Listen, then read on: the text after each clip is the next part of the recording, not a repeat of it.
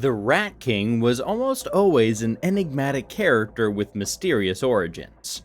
However, in the 2003 cartoon, the character unconsciously received his very first origin story, which defined him more than any previous version as a monster. Today, I will explore the story of the 2003 Rat King. In the past, I explored different versions of this character, but I always bundled the 2003 iteration with the story of Agent Bishop. This connection was justified, although in hindsight, there was enough story in front and behind the scenes to justify a video just for him.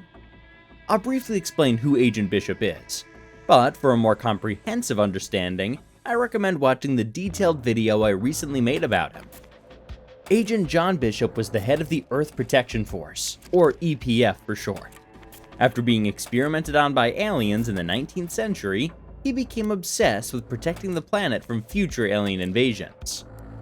During the Triceraton invasion, he captured the Teenage Mutant Ninja Turtles and extracted some DNA samples from them. Unfortunately for him, who wanted to use this DNA to do genetic experiments with humans, reptile DNA didn't work well with mammals. However, rat DNA was compatible.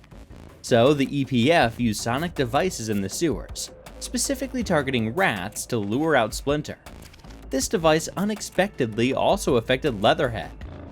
The turtles emerged from the sewers to rescue Splinter, leading to his capture by the EPF. They would have perished there had it not been for Leatherhead's intervention.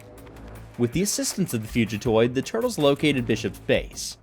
There, Agent Bishop revealed that the EPF aimed to shield Earth from aliens, using Splinter's mutant DNA to breed a super soldier army, a vast array of John Bishop clones. With this mix of alien, mutant, and Bishop DNA, he finally unveiled his first super soldier, whom he named the Slayer. Bishop planned to integrate them into society to detect and eliminate aliens living undercover among humans. He was indifferent to potential mistakes in their identifications, rationalizing that even if up to 57% of the human population were erroneously targeted, it would ultimately benefit Earth. Take that, Thanos. In just 6 hours, he could create an army of fully trained soldiers, thanks to Bishop's advances in biodata transference mixed with Splinter's DNA. The Turtles confronted Bishop and battled the Slayer, who exhibited exceptional combat and regenerative abilities.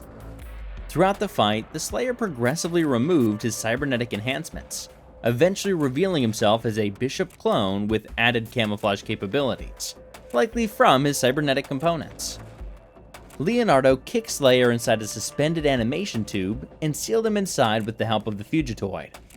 The facility started coming down, and with Bishop gone, the Turtles had nothing else to do but escape.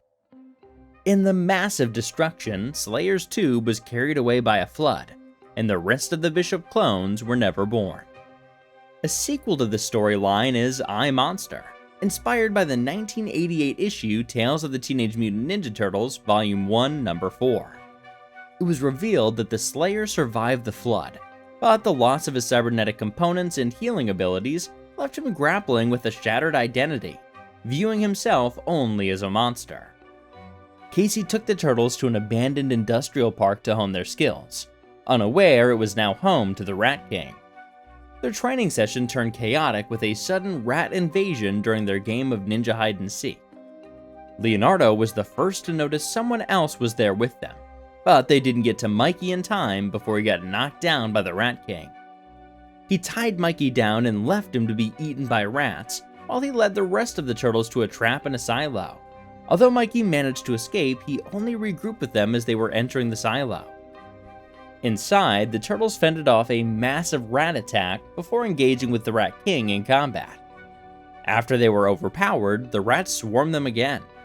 In a desperate move, Raphael caused a precarious wall to collapse, allowing them to escape the silo. This collapse triggered a domino effect, putting Leo and the Rat King in peril above the rat swarm.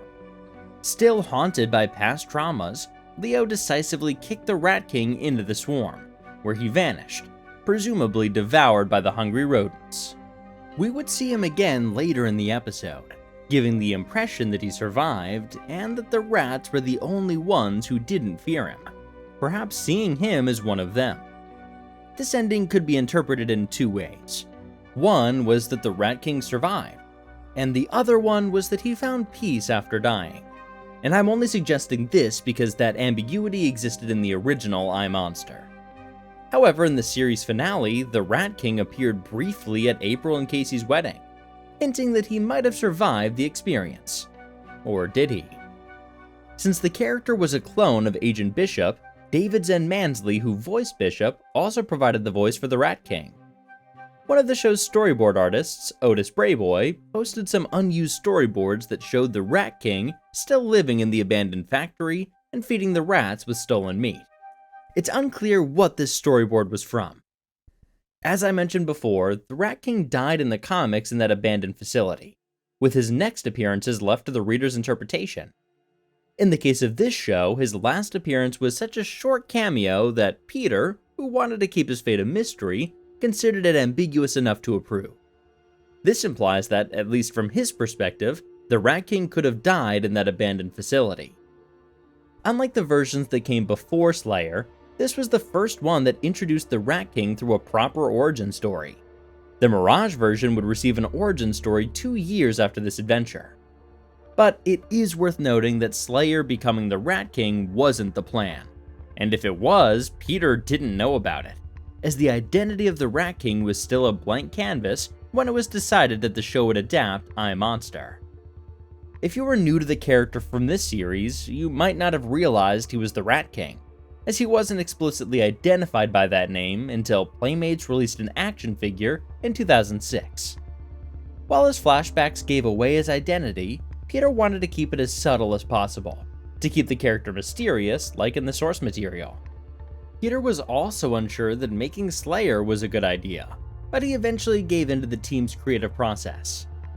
Up to his last cameo in the series finale, Lloyd Goldfine was considering adapting another aspect of the character from the comics by turning him into some sort of representation of death. But this idea was never used.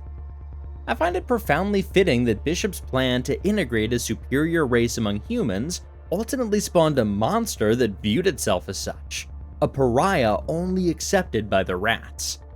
This twist not only deepens the Rat King's character, but also reflects the unintended consequences of tampering with nature from a hateful perspective.